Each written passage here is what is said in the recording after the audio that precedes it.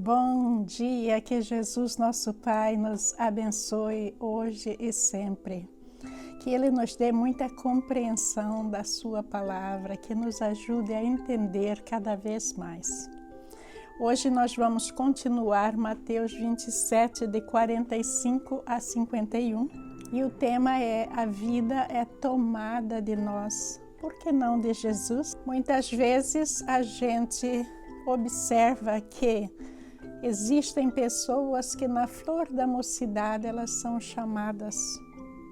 Outras pessoas, elas vivem uma vida muito longa e daí quando chega no final, elas têm que passar por um momento muito difícil para morrer. Eu, no meu trabalho, já presenciei muita gente morrendo naquela fase terminal.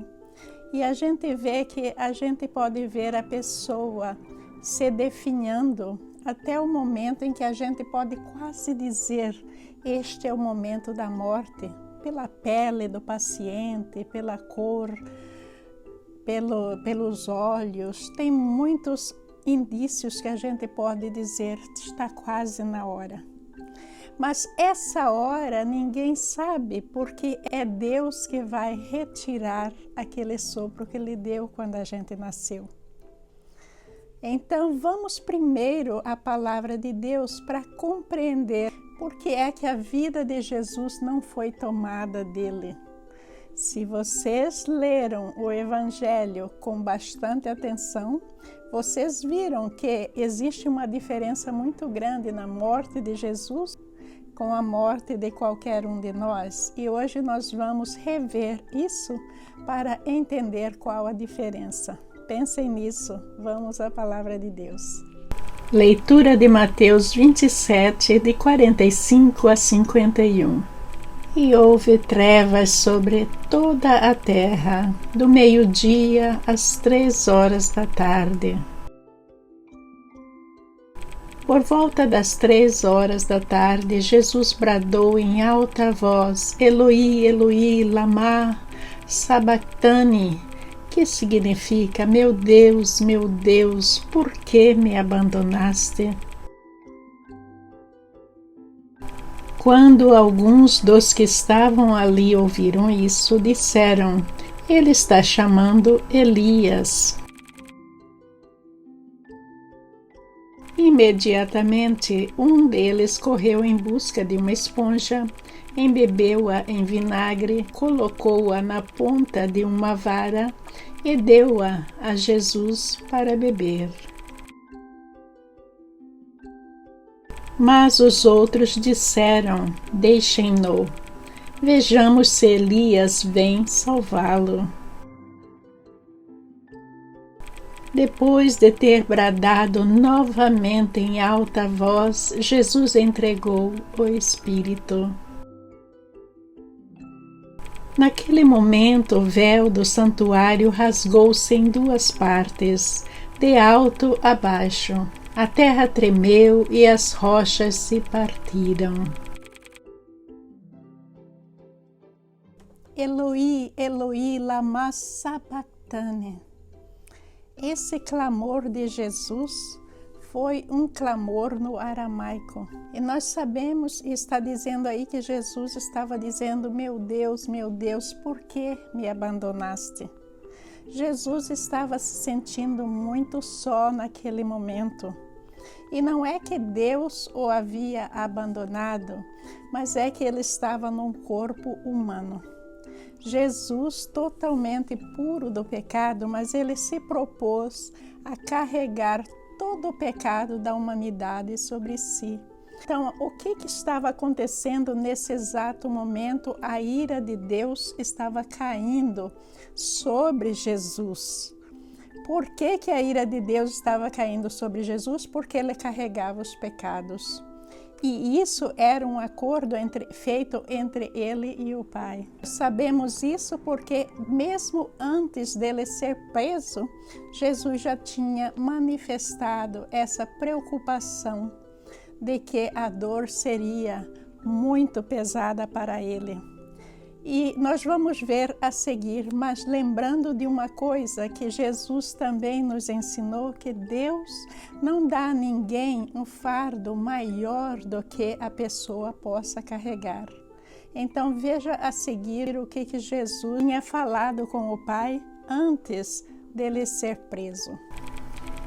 Ele avançou um pouco, curvou-se com o rosto no chão e orou: Meu Pai, se for possível, afasta de mim este cálice.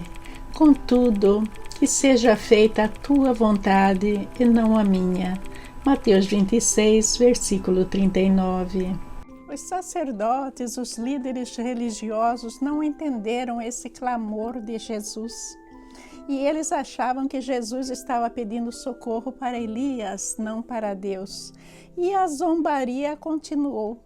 Uma total falta de misericórdia. Eles diziam: vamos ver se Elias vai vir aqui te socorrer. Veja o nível de misericórdia desses sacerdotes, desses líderes religiosos. É uma coisa totalmente fora do comum. Hoje em dia, nas religiões mais problemáticas, glórias a Deus, a gente não vê esse nível de falta de misericórdia. Veja que isso aí está acontecendo numa sequência. Ele clamou a Deus e em seguida, o que é que vai acontecer? Depois de ter bramado novamente em voz alta, Jesus entregou o Espírito. Entregou o Espírito. Não significa que o Espírito de Jesus foi tomado dele. Ele voluntariamente entregou o seu Espírito ao Pai. E nós sabemos que ele entregou o Espírito ao Pai porque Jesus já havia declarado que ele faria isso e o porquê. Vejam a seguir. O Pai me ama, pois sacrifico minha vida para tomá-la de volta. João 10, versículo 17. Ninguém tira de mim, mas eu mesmo a dou. Tenho autoridade para entregá-la e também para tomá-la de volta, pois foi isso que meu Pai ordenou. João 10, versículo 18. Quando Jesus entregou a sua vida ao Pai, o que aconteceu? A ira de Deus caiu sobre a terra. E nós vamos ver que a primeira coisa que aconteceu é que a cortina do templo rasgou de cima para baixo. Houve terremoto e as rochas se partiram. E também nós vamos ver que houve o relato de uma tremenda escuridão naquela hora. Por que isso? Porque Deus estava muito enfurecido, não com Jesus, mas com o pecado da humanidade. Agora, existe um símbolo aí por trás de Deus ter rasgado a cortina do templo. Para entender isso, nós temos que voltar lá atrás no Antigo Testamento, quando o templo foi construído e Deus deu específicas recomendações de onde iria colocar essa cortina, da cor da cortina, dos detalhes. Então, vejam a seguir. Para o interior do tabernáculo, confeccione uma cortina especial de linho finamente tecido. Enfeite-a com fios de tecido azul, roxo e vermelho e com querubins bordados com habilidade. Êxodo 26, versículo 31. Para entender tudo isso, a gente tem que voltar atrás, entender que o povo que vivia naquela época, eles não tinham este conhecimento que a gente tem hoje.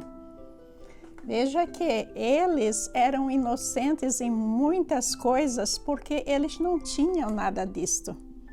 Nós hoje em dia ainda estamos no pecado e temos toda a palavra de Deus, não tem comparação. Mas aquele povo, eles estavam sendo treinados para a vinda de Jesus. Mas eles estavam também no pecado. porque o pecado vinha lá do tempo de Adão e Eva e continuava cada vez pior entre eles, a idolatria, a injustiça social. Eles não sabiam nem o que comer, o que vestir, então Deus estava treinando a eles pouco a pouco. Aí houve a construção do templo e Deus colocou esses detalhes. Nessa época, o povo não tinha acesso a Deus.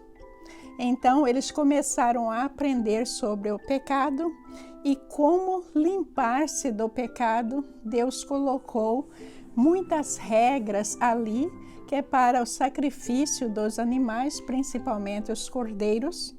E esse sacrifício era realizado dentro do templo. Veja que dentro desse templo, onde esses sacrifícios eram realizados, só os sacerdotes tinham acesso. Esse templo era dividido por cortinas. Azul é a cor celestial, o roxo é o sacerdote eterno, que representa Jesus.